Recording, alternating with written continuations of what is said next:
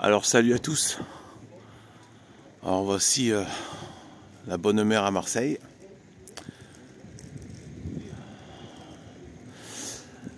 Et bon, je comptais faire une prise de vue. Je fais un petit vlog là. Je fais pas ça vraiment, mais là j'aime bien. Enfin, je veux le faire. Ça se pose plutôt bien de le faire sur un site. Voilà. Malheureusement, il y a tellement de monde. J'ai fait exprès de venir entre midi et 2. Et il y a des touristes, c'est assez hallucinant en fait. Je m'attendais pas à ce que, en plein jour de semaine, ah mais c'est vrai qu'il y a les vacances, ouais, mais bon, ouais quand même, c'est hallucinant. Donc voilà. Alors cet endroit malheureusement va être bientôt souillé par l'antipape François, l'agent de la franc-maçonnerie François, qui va venir souiller de sa présence ce site. Et vu que c'est un antipape et qu'il blasphème et qu'il a ridiculisé la prière de récitation, donc c'est-à-dire le rosaire et le chapelet donc de Sainte Marie. Donc ce qu'il va falloir que je fasse notamment, c'est de revenir après son passage le 23 là. Il va falloir que je revienne dans le coin pour que je revienne ici faire un rosaire complet pour en guise de réparation. Vu que ce blasphémateur va venir ici, il va falloir que je vienne, voilà, que je vienne prier. Je suis seul, hein, donc bon, voilà, pas besoin, de toute façon, pas besoin d'être en bande, hein, c'est bon quoi. Enfin, ce serait bien d'être à quelques-uns, mais voilà, bon, j'ai pas d'organisation, moi, je suis seul, donc voilà, je reviendrai ici prier pour purifier la place après son passage. Donc voilà. Malheureusement, voilà, la mère de Dieu est notre mère par adoption. Si on a la chance d'être adopté, qu'on finisse pas dans la fournaise de l'enfer. Voilà. Ici c'est Marseille, donc il va venir à Marseille. Voilà, vous avez aussi la petite vue, la grande vue même. Voilà. Donc là-bas vous avez le stade Vélodrome. Voilà, vous avez le stade Vélodrome, les jeux du cirque. Je faisais quand j'étais jeune, je venais hurler avec tout le monde. Je savais pas pourquoi j'avais la haine contre Paris et contre Milan, mais j'avais la haine contre Paris contre Milan. Comme tout le monde a la haine contre eux, donc tu as la haine contre eux. C'est les occupations de la populace. Dans le sens où ce qu'on a fait la société moderne, c'est-à-dire ils ont refait les jeux du cirque en fait. Ça veut pas dire que le peuple, bien sûr, on a tous cette tendance à regarder les jeux du cirque, hein, on va pas se faire, mais là, voilà, cette société l'a amené à un point hallucinant. C'est que ça. Avant, les jeux, ils avaient peut-être quelques jeux du cirque, mais ils avaient aussi de quoi se rassasier d'un point de vue spirituel. Et moi, j'accuse donc toute cette société moderniste et tous les modernistes, tous les athées, et bien en fait d'avoir mis en place la société de loisirs pour en fait, j'avais déjà fait une vidéo là-dessus sur le divertissement qui est en fait une diversion, mais une diversion de quoi? Quand on fait diversion, c'est qu'on veut pas, c'est qu'on veut occulter quelque chose. On montre quelque chose pour que tu ne regardes pas autre chose. Le vrai but de la diversion, c'est pas ce qu'on te montre, c'est ce qu'on veut pas que tu vois. D'accord? Faire diversion. Et bien en fait, tous ces jeux du cirque là, les gens aujourd'hui, voilà, dimanche on va au stade, hein, ouais, voilà tout ça. Tout ce genre de trucs, ça c'est rien. Après ça, il y a Netflix, malheureusement catastrophique cette société démoniaque de la pornographie. Pornographie, Netflix, l'alcool, le shit, les jeux du cirque, les animations débiles, les actualités débiles, etc., etc. Aucun respect pour cette espèce d'enceinte bidon dégueulasse, source de perdition. C'est pas pour rien que l'Église a viré les jeux du cirque des Romains. Avant, quand j'étais dans la gnose et tout, je disais, ouais, quel dommage. Les méchants chrétiens, enfin les méchants, qui n'avaient pas le sens de la vie, etc., de la vie, de la joie. Pouah, quelle stupidité. On nous a vraiment bien endoctrinés, en fait. Quelle indécence. On est là en train de, voilà, des joies de minables. C'est même pas des joies, en fait. C'est que de la, voilà. Donc là, je viens dans un endroit, c'est le même endroit, mais c'est un peu plus, comme je connais un peu le coin, j'habite vraiment juste à côté. Voilà. Voilà, il y a un petit coin nature là qui est pas trop fréquenté. Et du coup, voilà. Ouais, Marseille, derrière les arbres là-bas, vous voyez pas bien là. Eh bien, voilà. Donc dans cette ville maudite qui me dégoûte, je suis en train de tout faire là pour partir d'ici. Je suis en train de refaire ma vie, moi. Suite à ma conversion, il y a tout qui a chamboulé.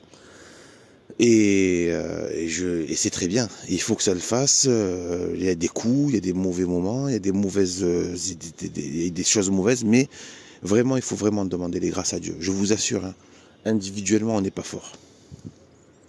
Je vous assure. Et si vous demandez les grâces à Dieu, dans les moments difficiles de la foi, il faut vraiment demander. Et ça marche, hein, vraiment. Ça marche. Si on commence par la contrition du cœur. La contrition du cœur. Et après, bon, je veux pas dire certaines choses qui peuvent choquer des débutants. Mais pourtant, il faudra que j'en parle plus tard. Moi, j'ai évolué. Je suis à fond, moi, dans la religion. Moi, je suis pas un tiède. En religion, autant, voilà. Quand j'étais dans la gnose, je suis parti dans... Moi, en matière de foi et de croyance, j'ai un tempérament extrême. Je connais pas la demi-mesure dans la religion, en fait. Et donc, en fait, voilà. Donc, moi, je vous dis...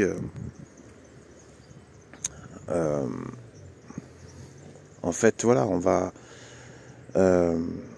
donc voilà, tout chambouler, de tout remettre en... Voilà, et demander à Dieu dans les moments difficiles. Donc moi, je suis en train de... Je veux partir de cette vie. C'est maudit, en fait. Là encore, vous voyez, le soleil, tout ça. C'est plutôt sympa, etc. Là, c'est depuis un beau site. Mais la vie au quotidien, dans cette espèce dans cette espèce de mouroir que sont devenues les grandes villes. Là, c'est joli. D'ici, oui, ça a l'air bien, tout ça. Mais tu passes pas ta vie ici, hein.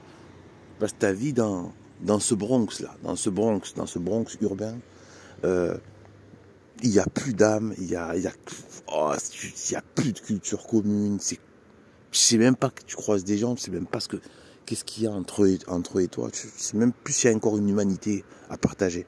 Alors, je dis ça, j'ai un peu une tendance à être un petit peu comme ça. Je suis un mélancolique, donc j'ai un peu le côté voilà, j'ai un peu le côté toujours un peu à la fois sceptique, à la fois toujours cette espèce de nostalgie du paradis perdu, etc. Donc je fais des sourires aux gens, je dis bonjour, etc. Donc il y a encore quand même de l'humanité. Mais c'est très fugace, très furtif. Il n'y a pas vraiment le lien, le ciment qui nous relie. Oui, bon, quelques petites politesses de temps en temps, mais bon, il n'y a pas le ciment qui nous relie. Et le problème, c'est qu'il y a plein de gens qui croient que ça, c'est la vie normale. Ils savent pas ce que c'est que la vie avec vraiment le ciment, ce qui nous lie vraiment. Et en fait, voilà, donc voilà, donc moi, je veux partir de ce Bronx. C'est vraiment, je vais tout faire pour partir d'ici. Je suis en train de tout faire là, pour partir d'ici, me barrer le plus loin possible, mais juste pouvoir, enfin quand je dis loin possible, voilà. Je dois quand même rester pas loin pour pouvoir voir mes fils le plus souvent possible. C'est pour ça que je ne vais pas non plus trop loin, mais assez loin pour complètement couper le lien avec la ville. Mais complet. Je veux des champs autour de moi. Je veux plus voir d'urbanisme, je veux plus voir des tonnes d'immigrés, tu sais même pas d'où ils viennent, j'entends toutes les langues du monde, etc. etc. Il n'y a aucune culture commune, etc. Donc voilà, donc en fait, voilà, donc je voulais faire un petit peu ce blog pour dire ça, pour dire la question de venir sur le site et de dire que malheureusement cet endroit saint à la base est méprisé déjà de la population, puisque personne ne vient ici d'un point de vue religieux, enfin très peu viennent ici d'un point de vue religieux, enfin c'est quand même une petite poignée de... Voilà, c'est comme partout, quelques vieux, quelques... Voilà. Mais les gens viennent ici, c'est parce qu'ils viennent, c'est du tourisme. Mais je ne suis pas contre forcément le tourisme, bien au contraire, parce que moi je suis persuadé, sur le plan surnaturel, que toutes les églises, tout ça, et regardez comme les chrétiens et les musulmans, tout ça, leurs chefs leur disent de ne jamais rentrer dans une église. Vous voyez ce que je veux dire?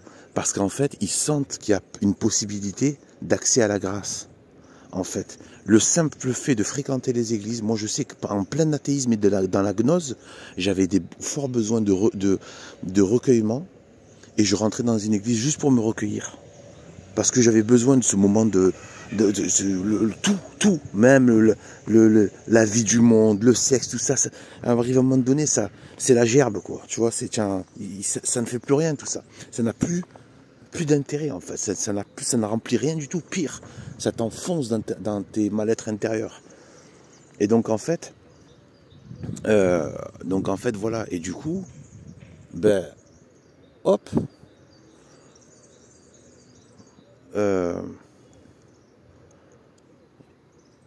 une présence, le simple fait de rentrer dans des églises, il y a des grâces qui sont distribuées, il y a une présence christique, il y a la Sainte Marie, tout ça.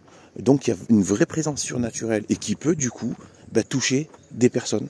Donc c'est bien que des gens rentrent, mais c'est affligeant. J'ai déjà fait une vidéo là-dessus. C'est affligeant, c'est révoltant, ça devrait être banni et de la manière la plus sévère qui soit. Les femmes viennent en petits shorts, les cuisses à l'air, quoi. Le ventre nu en train de se balader au milieu des allées notre sacré, mais coup de boule, quoi. Enfin, c'est façon de parler, bien sûr, mais coup de boule, psychologique, quoi. Faut arrêter, quoi. C'est pas possible de pas demander. C'est gravissime. C'est gravissime. Comment vous voulez être respecté après ça? Des gens qui voient des gens rentrer dans ton temple, des touristes à moitié, à demi nus, quoi. Ils vont forcément se dire, mais en plus, à côté de ça, tout ce qu'ils entendent par derrière. Tout ce qu'ils entendent par derrière. C'est pas une question de leur opinion, c'est une question qui se prive de la grâce, du coup. Et ils vont se dire, ouais, c'est bidon cette religion. Ouais, voilà. Donc, voilà. Donc c'est sympa quand même, finalement, c'est plutôt pas mal. Vous vous rendez compte? Et ça ce qu'il y a de bien, ça c'était bien avant à Marseille, en fait. Parce que moi je suis du pays, hein, je suis né ici. Hein. Je suis né ici, donc à la Belle de Mai d'ailleurs. La référence à la maternité de la Belle de Mai. Donc une maternité catholique d'ailleurs, tenue par des catholiques. Donc c'était extraordinaire que d'être né là-dedans aussi. Donc j'ai comme plein de petits signes comme ça dans ma vie. L'école des sœurs, né dans alors que j'avais rien pour me retrouver dans des circuits catholiques, quoi. Et la Belle de Mai, on sait que le mois de mai, je crois que c'est bien ça, il me semble que c'est le mois de Marie. Hein. Donc, etc.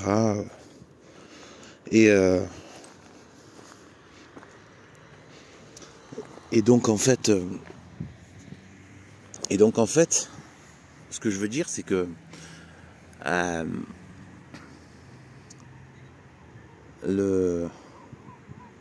c'est qu'en fait, Marseille, déjà, c'était un autre monde. Chaque fois que j'en parle avec d'autres Marseillais, ils le disent clairement que c'était autre chose. Que c'était autre chose. Tout le monde le sait. Tous les anciens le savent. On n'est plus dans la même ville.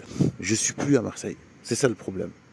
Il y a même un qui a fait une chanson, je crois, qui disait qu'il reconnaissait vraiment plus. Il marche dans sa ville, à Marseille, et il regarde autour, et il la reconnaît plus. C'est une sensation très bizarre, hein, d'être dans le même endroit, et tu n'es plus dans la même ville, en fait. Ils ont tout défiguré avec leur politique urbaine, les grands axes, l'urbanisme, le béton de partout, des grosses. Et Marseille, en fait, ce qui faisait le charme de Marseille, et c'est pour ça que moi je souffre de la ville, j'ai toujours souffert de la grande ville, que je ne supporte pas en fait. Et les gens se disent, non mais à Marseille quand même, tu es dans une grande ville. Les gens ne se rendent pas compte qu'en fait, vraiment, les Marseillais d'avant, ils vivaient pas dans une grande ville. Ils vivaient chacun, en fait, c'était une... Vous demandez à des Marseillais, ils vont vous le dire. Moi, je vous le dis. C'était que des petits villages, en fait. En fait, c'était que des villages. Il y avait à part vraiment le centre-ville autour de Canebière, Castellane, etc. Un peu Joliette, tout ça et tout. À part le centre-ville et un peu le côté Prado, bon. Mais sinon, tout le reste, voilà. Eh bien, c'était que des petits villages.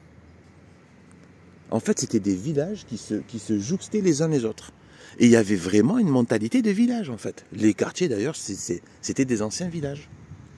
Et il y avait plein, d'ailleurs, des villages qui étaient très excentrés du centre et qui ont fini par être rattrapés par d'autres villages ou des axes de la villa. Mais en fait, c'était plein de petits villages. Et ça, c'est resté très longtemps, jusque dans les années 80. Cette mentalité de village à Marseille, en fait. Du coup, tu n'avais pas l'impression de vivre dans une grande ville parce que tu passais comme d'un village à un autre, en fait, en vérité. Tu n'avais pas ces espèces de grosses artères, des espèces de lieux impersonnels, immondes. Moi, je ne supporterais pas de vivre en banlieue parisienne.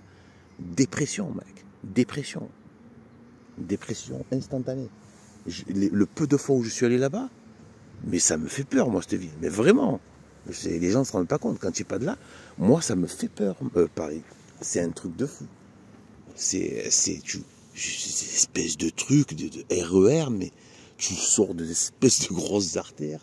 Après, je sais pas combien de kilomètres, tu ressors, tu as encore des tonnes de béton. C'est quoi ce truc? Ça n'a plus rien d'humain, tout ça. Et les gens sont comme des zombies. Enfin, je veux dire, c'est affreux. Moi, je veux pas vivre là-dedans. C'est insupportable. Donc, en fait, voilà. Donc là, je voulais vous dire ça. Voilà, je fais un petit peu la petite vidéo blog. Bon, je montrerai ma tête, un de ces quatre. Je compte pas rester je pense qu'il faudra que je vous montre ma tête. Enfin, juste histoire de pas, voilà, je suis pas dans le mode caché, mais j'ai pas envie de montrer, juste pour le côté, voilà, puisqu'il y a des gens qui m'écoutent depuis un petit moment, quelques-uns, il n'y en a pas beaucoup, mais quelques personnes là, donc je me dis, voilà, je montrerai ma tête, bon, voilà, je montrerai s'il faut, enfin, juste comme ça, histoire de le faire, voilà, mais c'est plus un peu, voilà, un petit côté un peu social pour dire, voilà, celui qui vous parle, mais c'est tout, quoi. Moi, j'ai pas envie de passer mon temps à me montrer sur Internet, quoi. Et donc, en fait, voilà. Et là, je voulais terminer, en fait, sur un truc. Non, je vais faire une autre vidéo, tiens, parce qu'on me reproche beaucoup, et à juste titre, d'ailleurs, de faire des vidéos trop longues. Et en même temps, c'est un format que j'aime bien aussi, le long. Hein, voilà. Moi, je sais qu'il y en a qui ont fait des vidéos énormes. Je les ai toutes écoutées. C'est un gars qui s'appelle l'Angélus. J'aime beaucoup ses vidéos et c'est des trucs. S'il part sur du 2 heures, 3 heures. Mais moi, je me régalais en fait. Je mettais ça, pas un truc. J'étends mon linge, je prépare un truc. Je fais rien, j'écoute. Et après j'arrête, je reprends plus tard. Enfin, quand ça plaît vraiment. Hein. Voilà. Mais c'est pas du tout pratique de regarder des trucs comme ça, c'est sûr. Ça, il faut vraiment, vraiment aimer pour faire ça. Mais sinon, bon. Voilà, je sais que c'est pas. Voilà. Donc, bon, ben, je vais arrêter là pour celle-là. Voilà, moins de 20 minutes, c'est bien. Et je vais en faire une autre ici même, mais sur un autre thème un peu plus religieux. Et après, j'arrête. Voilà. Allez, salut.